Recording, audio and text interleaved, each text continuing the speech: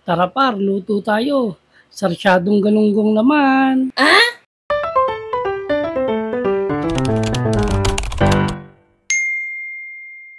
Sa pagluluto nga pala ng sarsyado, ay dapat iprito muna natin ang isda. Medyo madali lang siya iprito dahil galunggong lang naman, hindi naman masyadong matalsik. Napakasarap lalo magprito kapag gantong kawali ang gamit mo. Baka red chef yan. Uy, ba't ka nagpo-promote? Magluto ka lang dyan, huwag ka magpo-promote.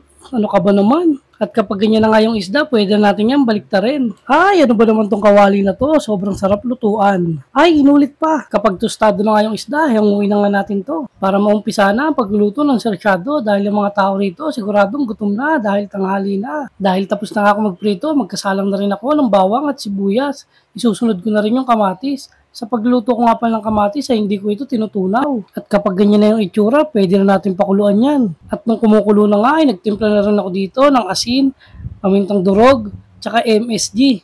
Dito na rin ako nagtimpla ng mga pampalasa. Hinalo ko lang ng konti, sabay bugos ang dalawang itlog na binati ko na kanina. Pagkalagay nga natin ng itlog, ay talagang halu-haluin muna natin ito. Para naman hindi magbuo yung itlog na nilagay natin. At kapag ganyan na yung itsura, siguradong malapit na sa katotohanan yan. Kaya nilagay ko na rin yung mga isda rito. Konting pakulo lang yan, tapos plating na. Sigurado na naman ang sinaing nito. Bye-bye!